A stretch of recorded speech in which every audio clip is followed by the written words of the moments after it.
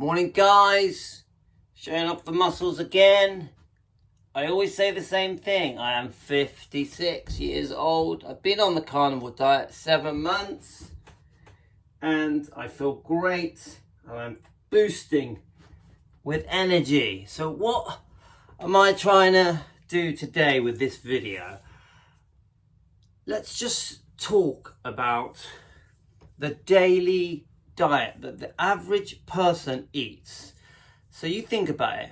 You wake up in the morning, you have a cup of tea or coffee with sugar, with milk, and some of you do like your tea and coffee very sweet. You may have 2 or 3, maybe 4 coffees or tea by the time it's lunchtime. You imagine the sugar in that. Also in the morning, you might have some toast with peanut butter or jam, or you may have a cereal. A lot of these cereals are full of sugar, but they're not just full of sugar, it's grain.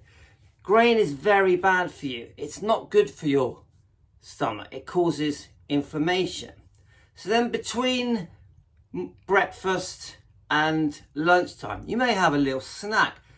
What would the snack be? Maybe some kind of snack bar, or some biscuits, or some more toast, who knows? But generally, your snack between meals, because your craving for sugar is making you feel hungry, and you feel your hunger craving by just picking at things that are in your cupboards, in your fridge, and almost always these things are sugar-based, carb-based, and or stuff that causes inflammation in your gut. So then you're on to lunchtime. What do you have at lunchtime?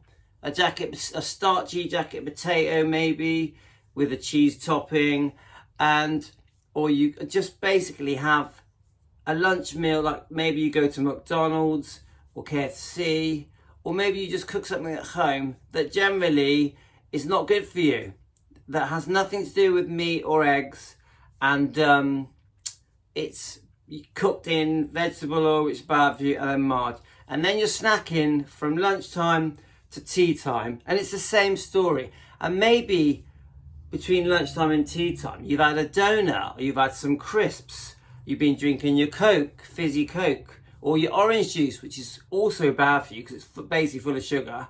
So you think about it, from morning to tea time, you've been picking and eating constantly. Anyway, after tea time, say if you eat around 6 and you've had a nice big meal, which is probably bad for you, whether it be bread-based, pasta-based, pizza, you name it, it'll be something that's full of carbs.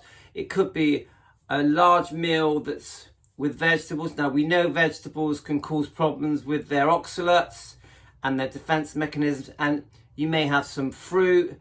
But don't forget, fruit is full of fructose. If you have too much fruit, it's very fattening, but you're addicted to the craving of the sweetness, and you're craving that sweetness.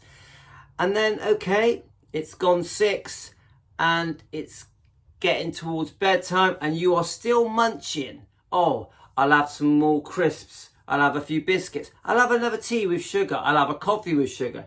And you see what I'm saying?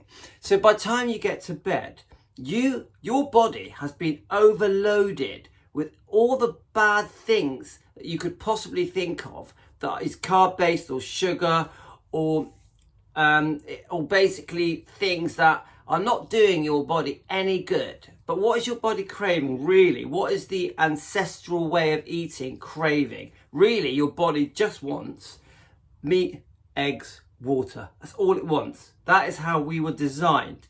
So this is affecting your body throughout with illnesses and inflammation, and and obviously a lot of these people that are basically eating the way that most people eat, doesn't matter what country you're in, which is why there's an epidemic of type 2 diabetes, people with pre-diabetes, an epidemic of obese people with many autoimmune illnesses all over the world.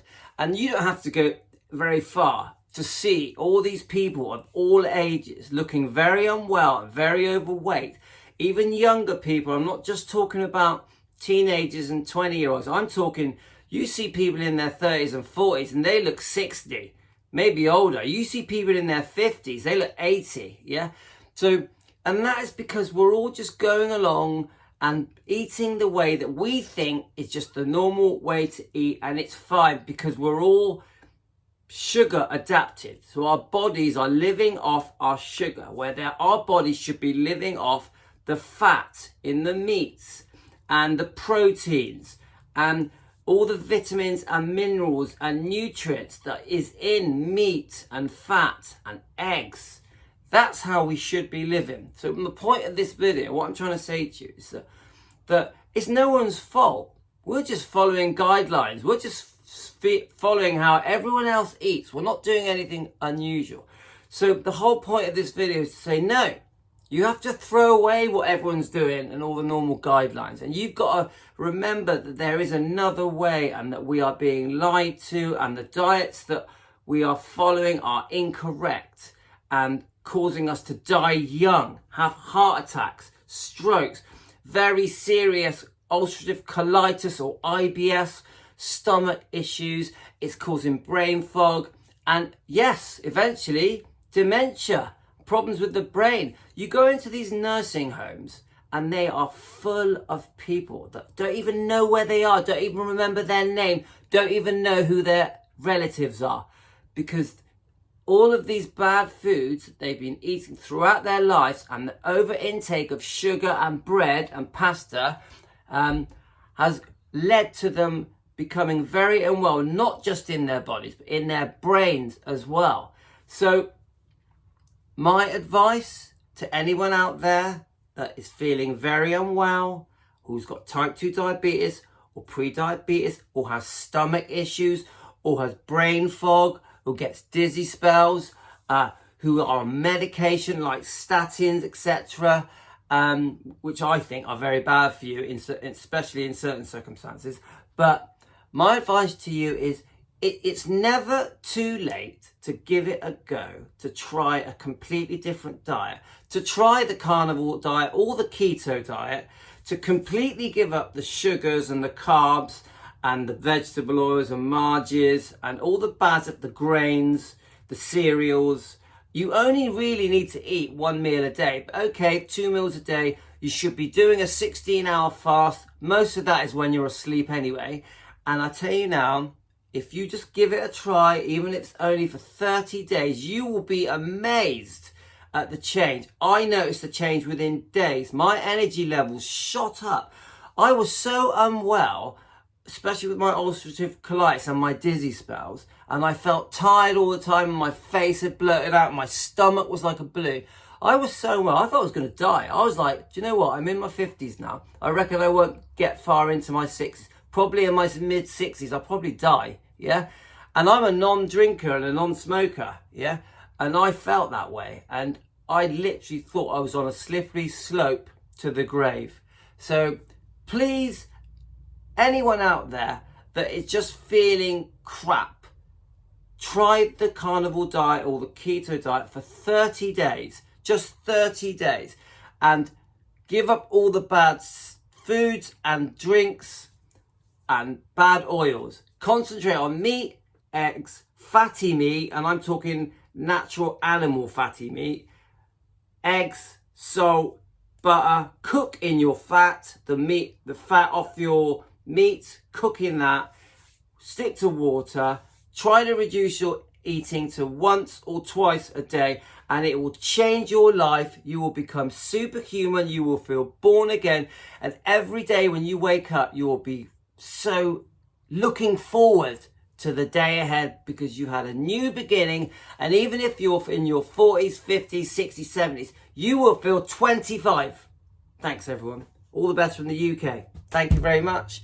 Take care of yourselves, and I'll do another video very soon. Thank you.